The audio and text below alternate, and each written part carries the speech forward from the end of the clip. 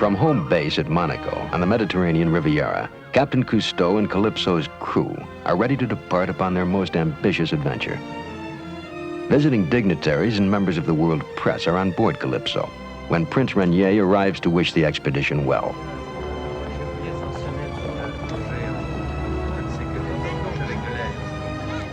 The French consul is welcomed.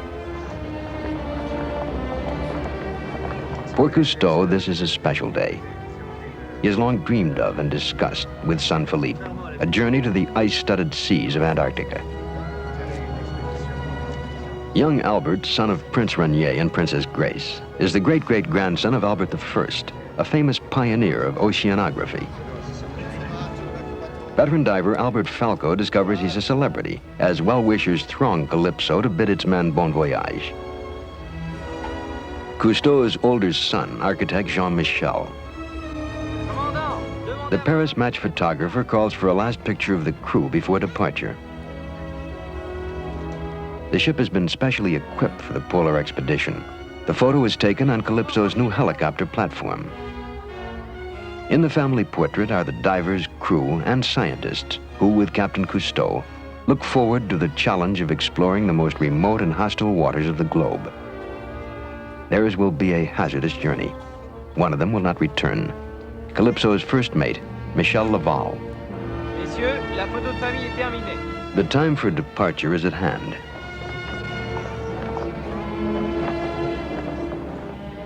Michel Laval, expert navigator and world adventurer, who after 2 years' absence has rejoined the crew for this mission to Antarctica, now sets Calypso on course for her greatest adventure.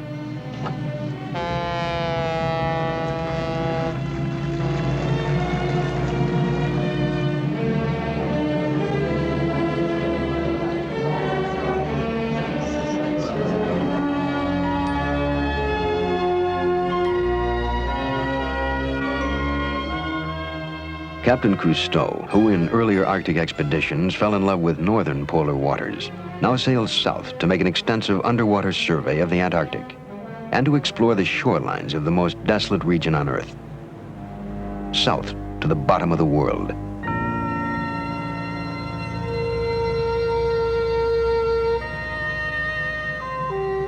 This is part 1 of Jacques Cousteau's expedition in the Antarctic, the first of 4 reports from the vast white realm that can be described only in superlatives: the coldest, the most treacherous, the least explored, and often the most beautiful.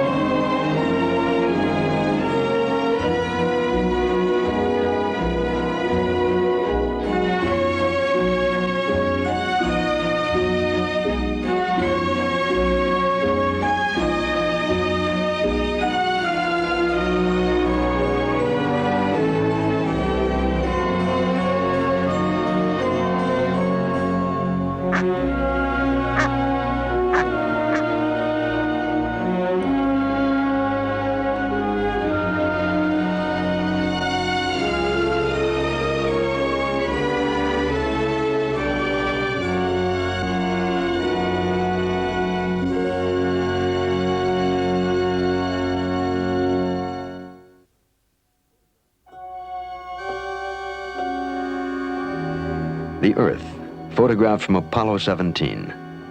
Before it was agreed that the world is round, the early Greeks reasoned that to balance the land masses to the north, there must be a continent to the south.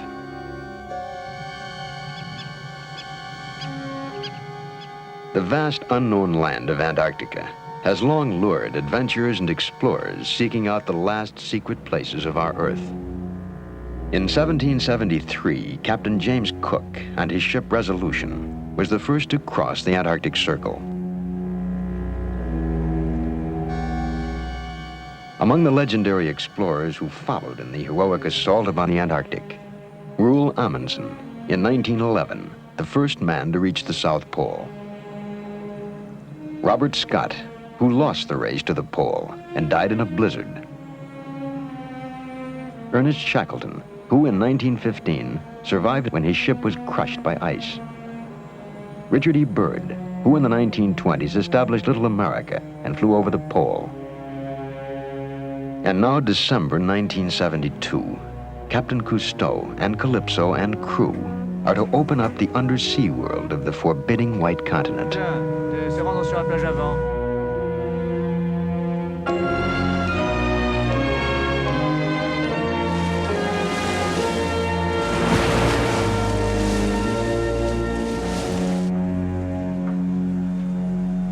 Voici.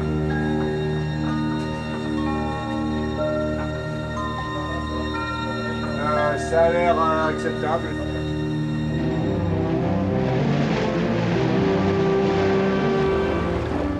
From Monaco, Calypso and crew have sailed the North Atlantic southward. They have crossed the equator on their way to the farthest tip of South America. Along the coast of Patagonia, they meet a pod of right whales. We wonder if the whales, too, are going to the Antarctic, or if they have changed their habits because of extensive whaling there. Here, off Patagonia, they are protected. They raise their young and depart no one knows where. As they approach the treacherous Drake Passage to Antarctica, Cousteau studies photographs of the area received directly from 3 NASA satellites. Early navigators had to rely heavily upon the habits of seabirds, such as the albatross. But Cousteau's is a space-age voyage. Satellite ATS-3, parked in synchronous orbit over Brazil 22,000 miles above the Earth, provides additional protection to the men of Calypso, who are also in daily contact with NASA. Calypso. This is Ames Research Center. This is Ames Research Center calling the Calypso. Do you copy? Over. This is Calypso. Good morning, ARC. We read you loud and clear. During the entire expedition, NASA will transmit voice, facsimile, and direct weather pictures to Calypso. In the Drake Passage, the tempestuous forces of the South Atlantic and South Pacific meet. No wind, but heavy swells is a foreboding sign.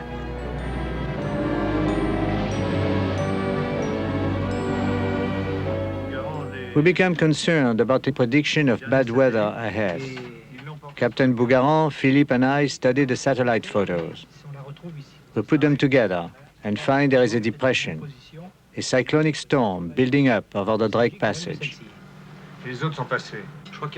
We plot our course against the roughest channel in the world.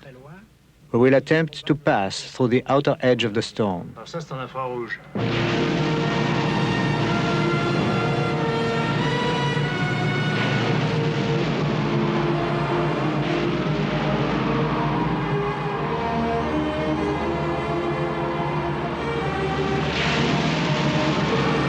bien ce que la météo avait annoncé.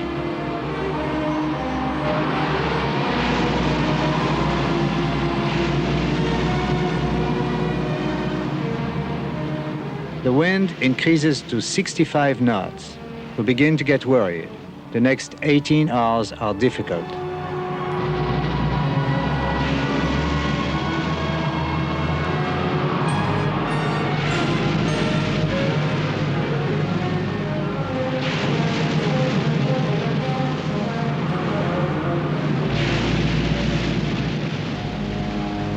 As the storm abates, Captain Cousteau observes penguins in open sea, swimming like porpoises.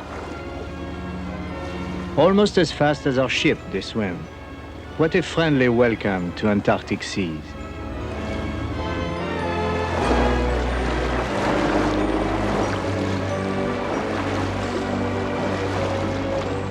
We are now underway to Potter Cove in King George Island, South Shetland, where we hope to arrive this evening despite strong westerly winds that are raising a growing sea.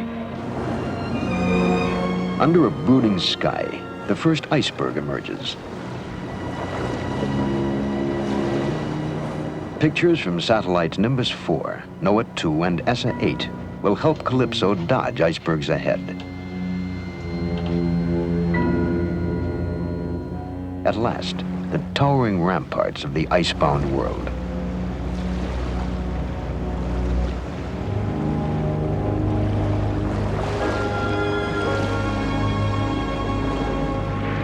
On the way to Leopard Bay, King George Island, Cousteau must navigate carefully as breaking seas crash against slowly disintegrating ice shelves.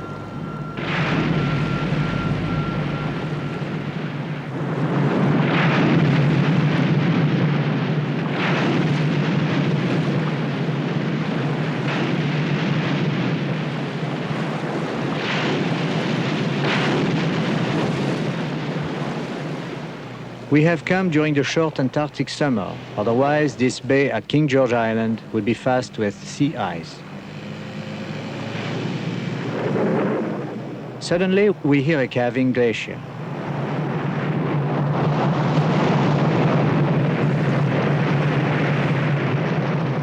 We fear we are going to be submerged by the fantastic wave, but amazingly, its force is reabsorbed by the ice rising back to the surface.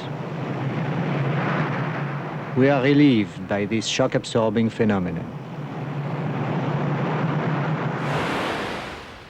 A lone Weddell seal slips through the frigid water of the ice-strewn bay as snow flurries hit the landing party.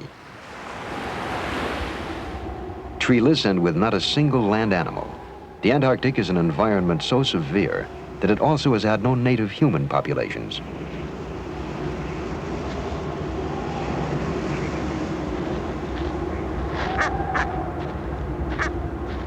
We are met by two Adelie penguins who lead us to an open graveyard of whale bones left by whalers who rendezvoused here.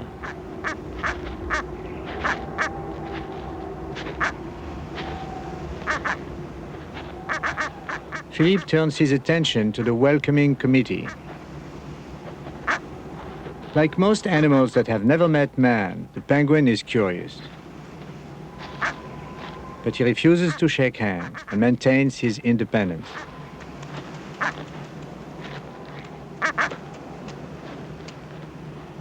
The men are to find that these inquisitive birds, which swim like dolphins and walk like men, will be their ever-present, ever-entertaining companions, both in the sea and on land.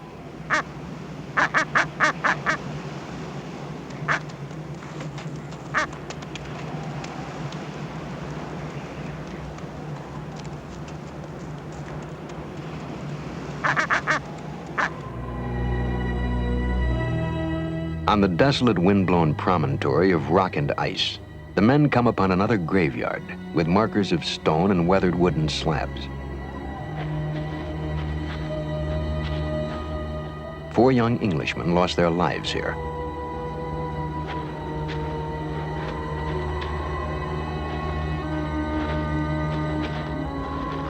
To us, the crosses are symbolic of all men who died for exploration and science in the Antarctic. We salute our brothers unknown. Now the men descend toward the bleak cove to take up themselves the challenge of the Antarctic.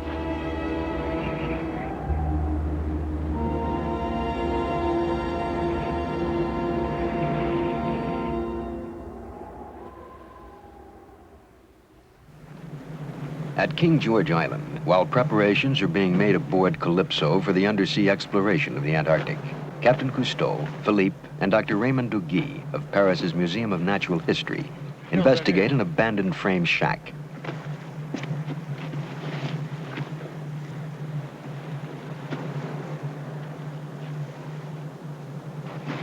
How long has it been since other men entered here? C'était trop long, hein, des laboratoires.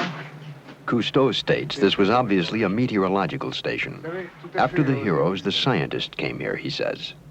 Weather observations were essential for climate studies and to safeguard ships that ventured into this region. Et actuellement, un peu partout, on trouve des stations abandonnées. These stations are now completely obsolete. Today, their work is done far better by satellites without risking human lives. The men who lived here left the station as it was, as a refuge for men in distress.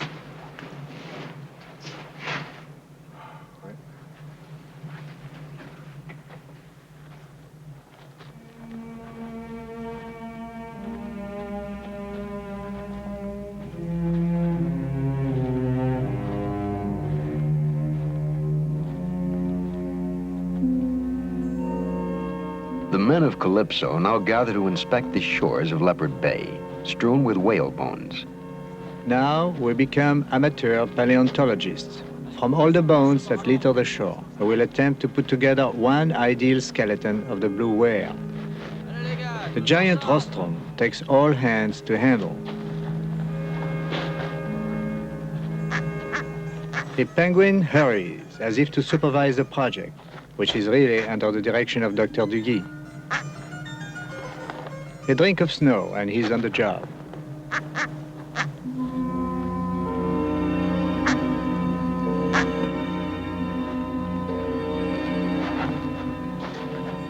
The bones are silent testimony of the ruthless slaughter that took place in Antarctic waters. Celui-là vient juste après. Pousse-le doucement.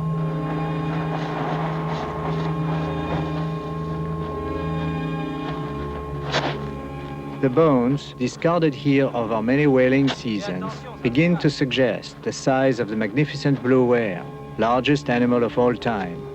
It has been overhunted mercilessly, mainly for its rich store of oil. At last, our ideal whale. Measuring over 90 feet, it has been reduced by man to a grim, near-fossil animal.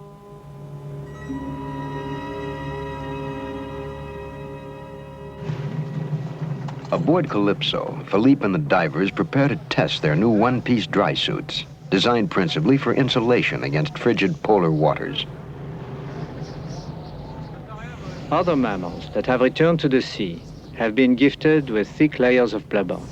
Our manufactured blubber must be inflated to help retain body heat, but it makes buoyancy difficult to control.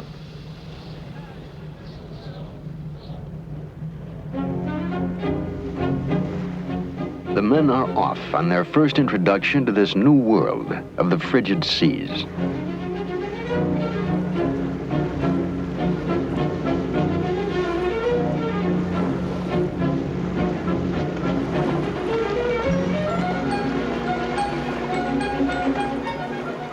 Philippe decides to follow the penguins, outbound to the mouth of the bay.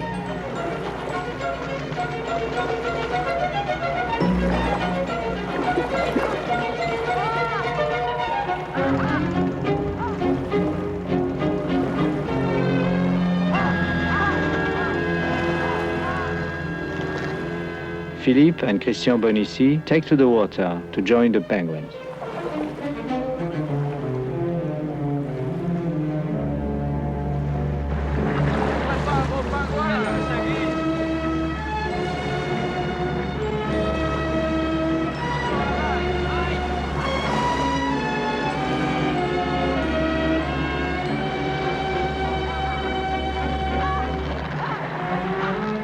Undersea finally manages to get a handhold on a protruding piece of ice.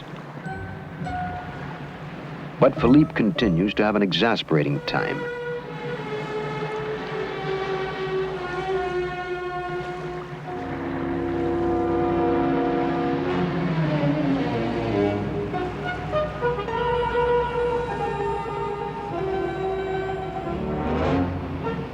Body surfing on a swell. With Bonacy's help, Philippe makes it.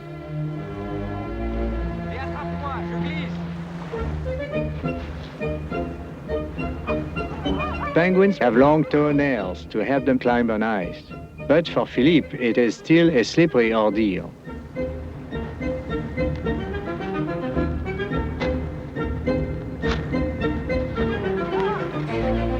These penguins seem determined to avoid our divers. It was a difficult climb, but there's an easier way down.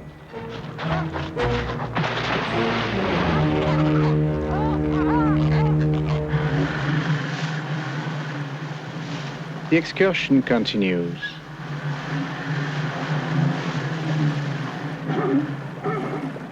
A long-snouted crab-eater seal studies the party with lazy nonchalance, while others take to the water.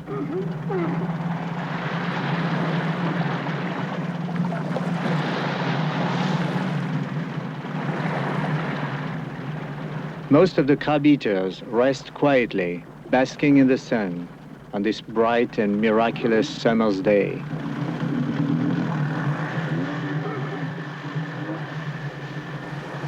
We are attracted by the luster of an enormous tabular iceberg. Icebergs like this are made entirely of fresh water from millions of years of Antarctic snowfalls. They are often measured in miles. The men will now put their dry suits to an underwater test. The temperature of the water is 30 degrees, but because of its saline content, it does not freeze. Now, their first look at the bottom of Antarctica. We find the waters turbid as we descend to the base of a fragmented iceberg driven aground.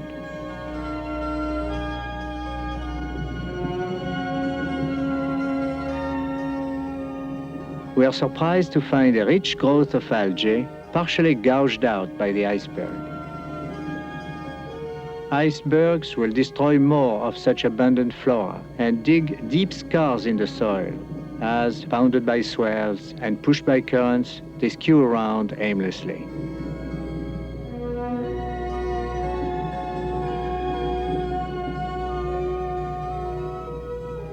Diving under an iceberg is dangerous because it could capsize, or a big swell could lift it and pound it down on the divers.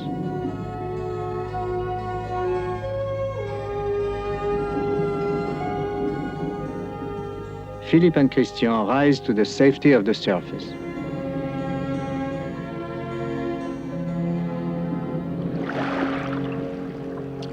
The miraculous day is suddenly over.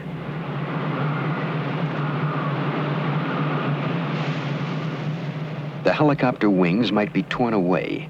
The helicopter itself could be lost to the sea.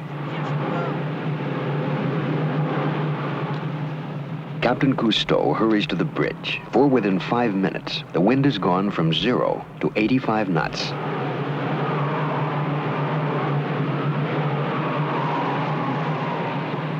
The chilled men on Calypso's fantail try to raise the anchor.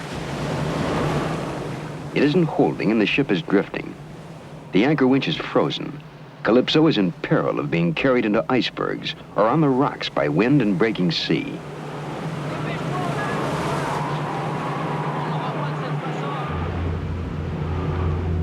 Cousteau tells the men to try repeated lifts of the anchor with a diving saucer crane.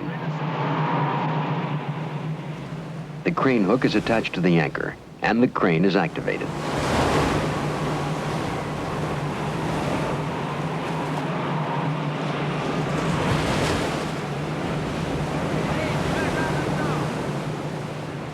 Finally, the plan works. But Calypso dares not leave the bay. We have to stay here. If we go out, we will be in greater danger, exposed to breakers and to drifting ice. Although the storm ends as suddenly as it started, we decide to change anchorage. Our helicopter, piloted by Bob McKeegan and carrying aerial photographer François Charlet, will escort us to the protective bay of Deception Island.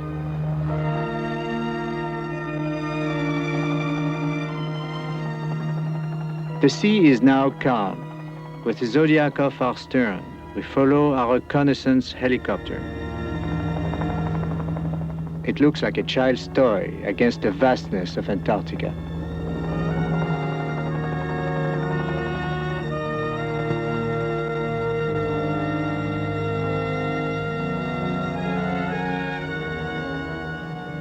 Cousteau gets his first view of volcanic Deception Island as the helicopter leads Calypso to the narrow entrance called variously Neptune's Bellows, Dragon's Mouth, and Hell's Gate.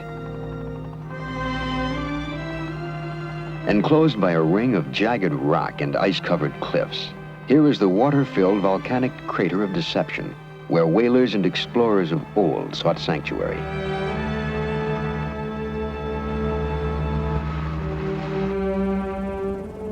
Deception Island, a volcano ready to explode at any time. Here, snow and ice melt faster than anywhere else in the Antarctic. And between steaming mountains of rubble, grimy, million-year-old glaciers flow slowly to the sea. Here we will observe warring forces of nature at work. The smoldering inferno below is an unlikely volatile marriage of fire and ice.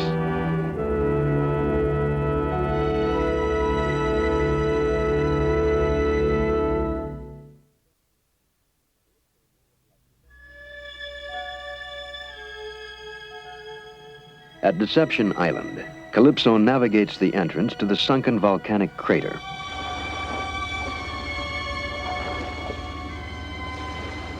The ship passes through Hell's Gate, the only safe entry for Calypso into this steaming caldera.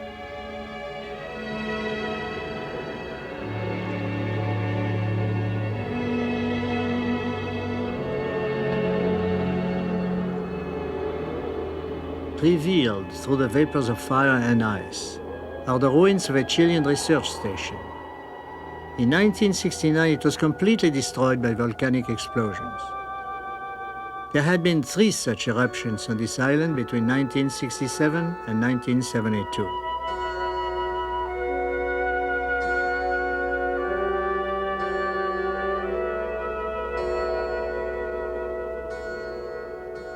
Like demonic forces at work, steam rises from hot spots along Deception's shores. The Calypso team inspects the waters from which the vapors rise. Preslin puts a thermometer in the water where boiled shrimp have been found. The surface layer is hotter than the 120 degrees the thermometer is able to register.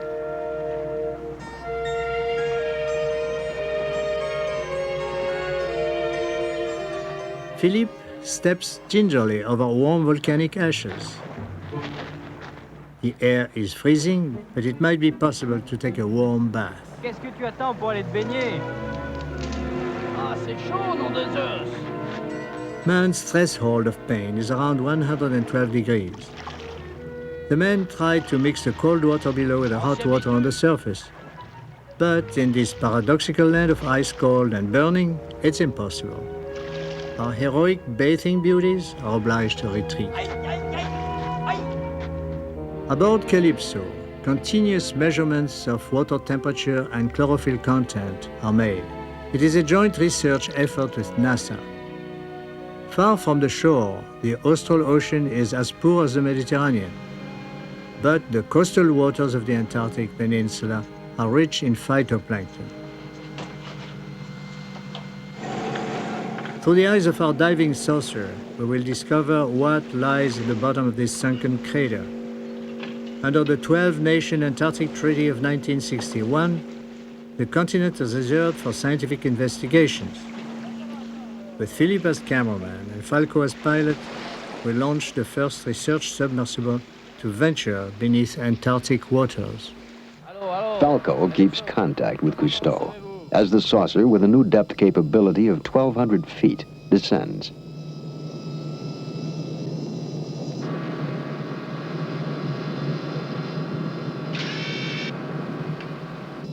Our saucer is surrounded by thousands of little fish, evidence of the extraordinary fertility of these waters. Now that so many whales have been killed, millions of tons of shrimp and of small fish feed lower forms of life. Starfish with lasso arms capture their prey.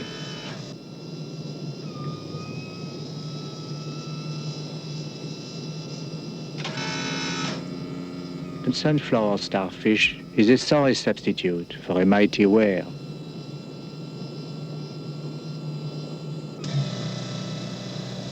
Falco looks upon a sea spider.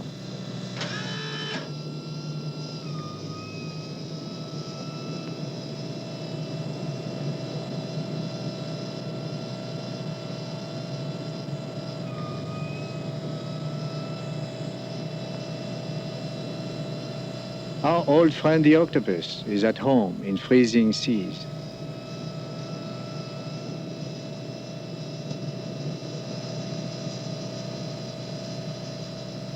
We come upon a strange blue fish, still as a stone and unknown to us.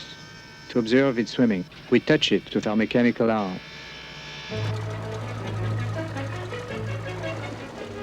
This has been the first saucer dive. There would be many more to penetrate the mysteries of the Antarctic deep.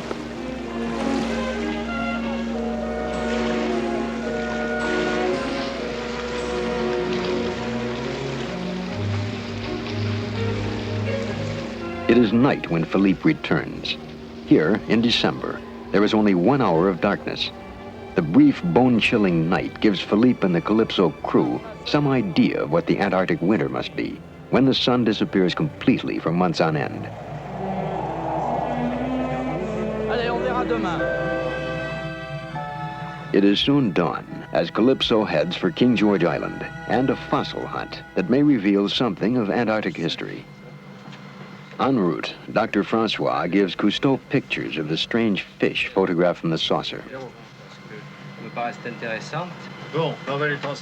The pictures and data will be transmitted via satellite to NASA's Ames Research Center at Moffett Field, California, within minutes. On the expedition, Cousteau is to send a flow of data that will hopefully expand our knowledge of Antarctica. Michel Laval, with Dr. de Guy, begins to search for fossils. A pair of skuas, known as the eagles of the Antarctic, dive at the men, who fear for their eyes.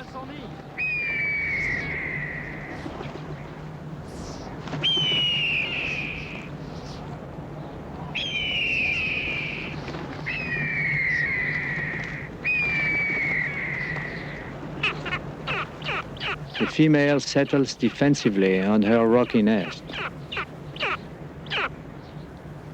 Michel is well-intentioned, but with wings more harmful than their beaks. The skuas convey the message: we have eggs, go away.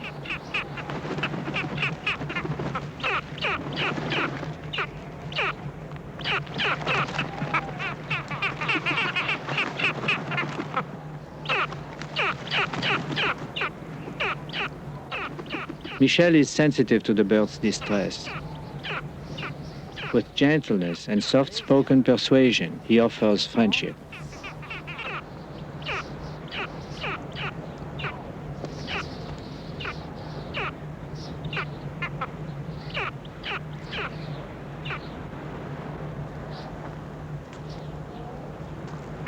Tu vois, c'est pas très méchant. Petit. Viens. Viens, petit. Another animal that does not deserve its reputation for ferocity. Calmer now, she appears to respond to Michel's overtures.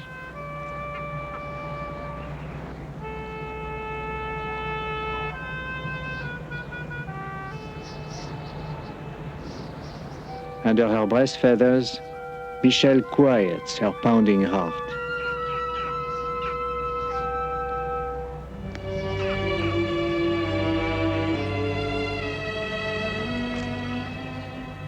Here, in the Antarctic's vast lonely wastes, brought together by chance, different species have come to tolerate each other. Michel departs, having concluded his Antarctic tree.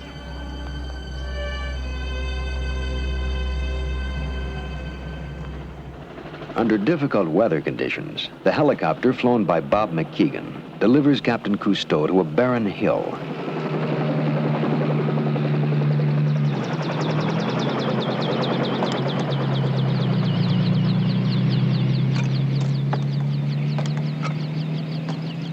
Michel Laval has found some fossils.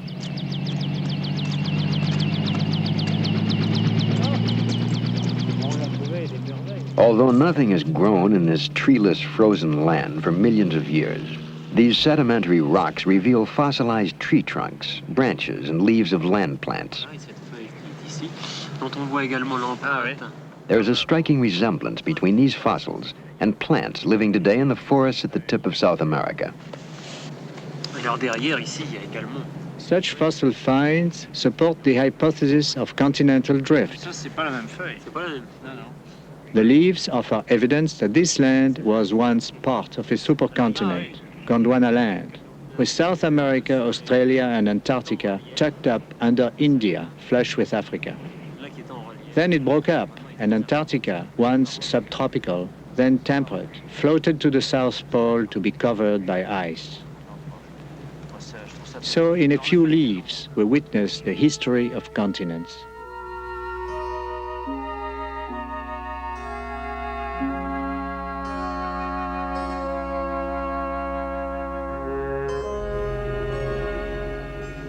Back at Deception's fuming crater, in further pursuit of the phenomena of the Antarctic, Philippe Cousteau has organized a mountain climbing party to ascend from Deception's vapor shores to the crater of a glacier. Its general location had been indicated to Cousteau by glaciologist Dr. Norman W. Tenbrink of Ohio State University. They will attempt to explore rifts 100 feet deep, blown out by volcanic explosions, which may reveal the climatic history of the region. The team is led by Michel Laval, expert mountaineer. Most of the rest, including Philippe, are rookies.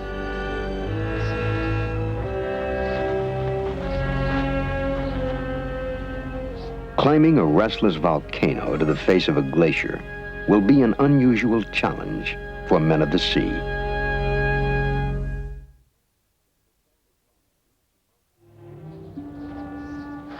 Michel Laval leads the mountain climbing expedition up the hot side of Deception Island's smoldering volcano.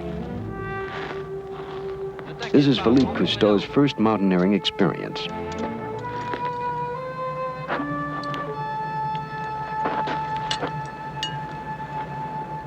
The rubble and sliding mud are not covered by ice. They are heated by the volcano, and those in the lead could start a slide.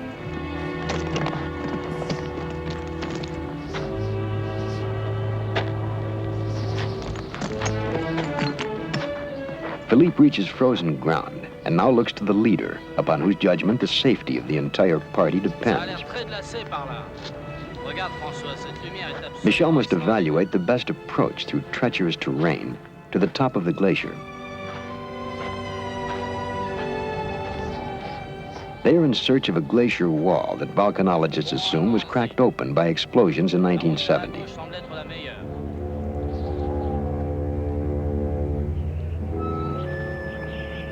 On the plateau of the glacier, the men, now in cold weather parkas, plod on.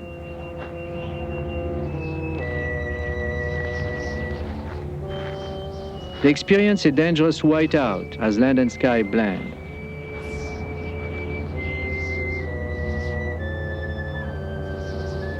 The course is set by Michel.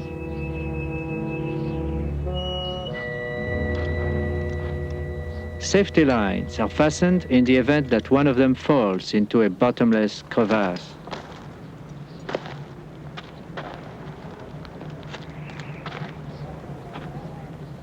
With his ice axe, Michel probes for hidden crevasses.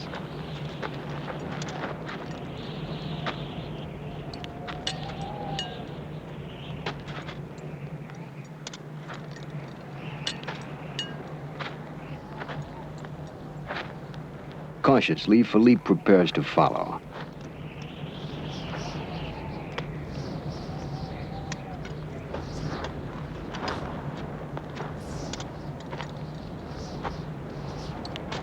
Ice chasms, the primary danger, have taken more lives than any other hazard in the Antarctic.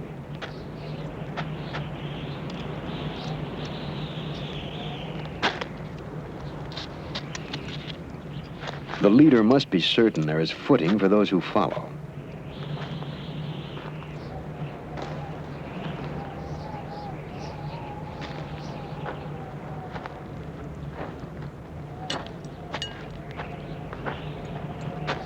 Michel comes to the most dangerous crossing of all, a cornice smutty with volcanic fallout.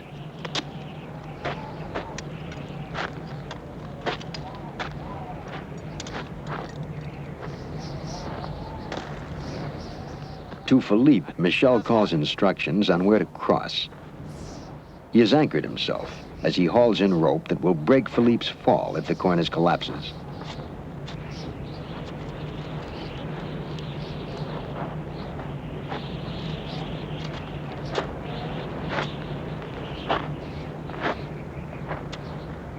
Behind Philippe, Carlos, another amateur, waits. The leap is over. The last chasm is crossed. Now below lies the rift in the ice opened by volcanic explosion. It is a descent to the base of the glacier.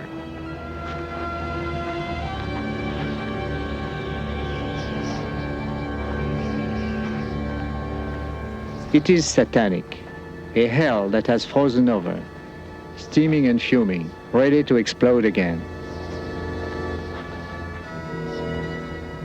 The blown-out face of the glacier displays layers of volcanic ash that alternate with snows of successive Antarctic winters. Like the growth rings of a tree, they date past eruptions. They also trace the changes in the climate as far back as 1670.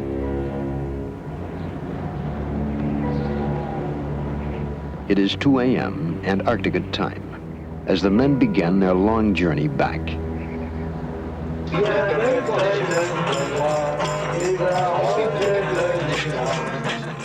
Christmas Eve aboard Calypso. They've gathered in the ship's mess, and there's more than enough French champagne.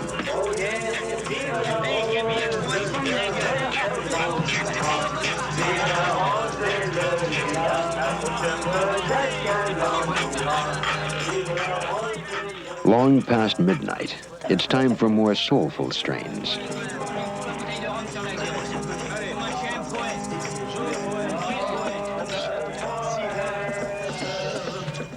Quand il est mort le poète, when the poet died.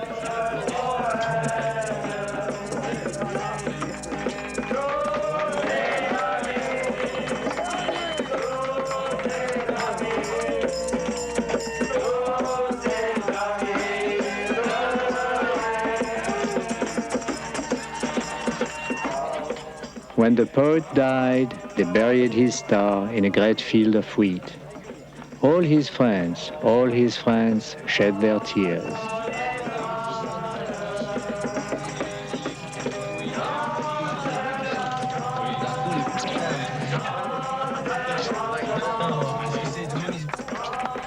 Michel Laval was our poet, and this was to be his last Christmas.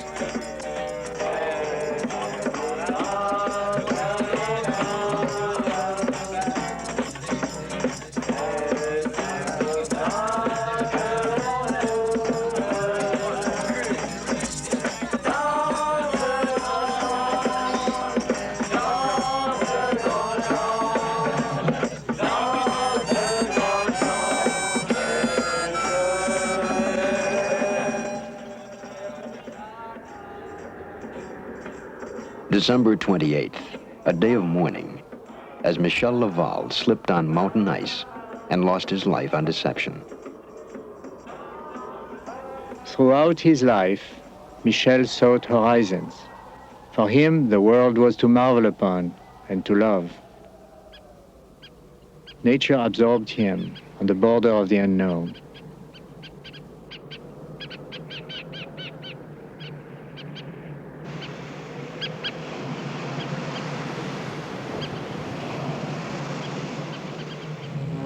With Calypso's flag at half-mast, Michel's body will be taken home to France by Captain Cousteau.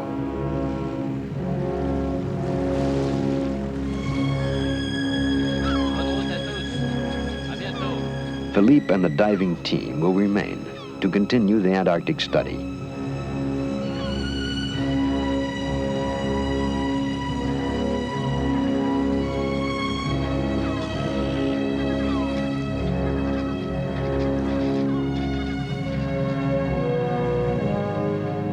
Cousteau will recross the Drake Channel to the tip of South America and then fly to France, where he will meet Michel's mother.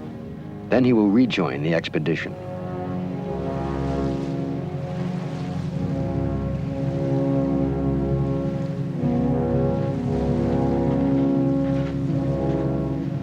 The filming and diving team will settle at the old abandoned British station on the shores of Deception.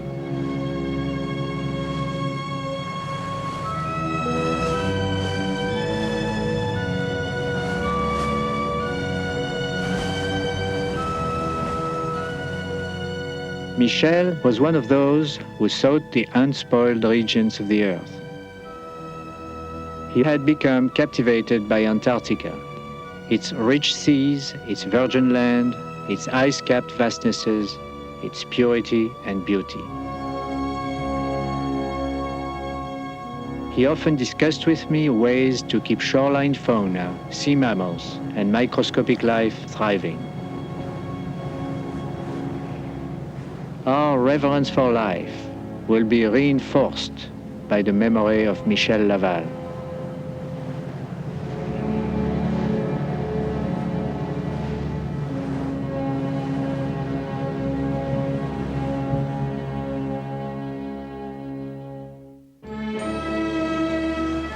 All along the rocky shores and ice belts of Antarctica, penguins thrive.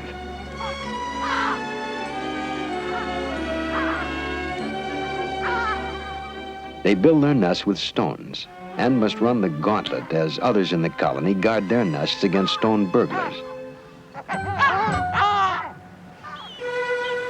In the Antarctic, Cousteau photographs the complete life cycle of penguins.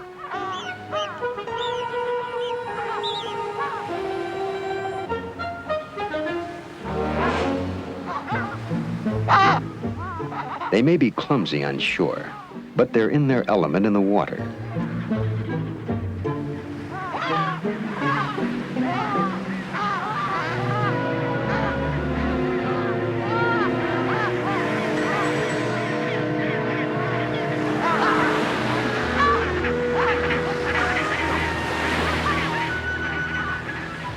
Cousteau will reveal the basically aquatic nature of penguins. He will film for the first time their graceful flights underwater when they go to sea, in part 2 of Cousteau's expedition in the Antarctic, The Flight of Penguins.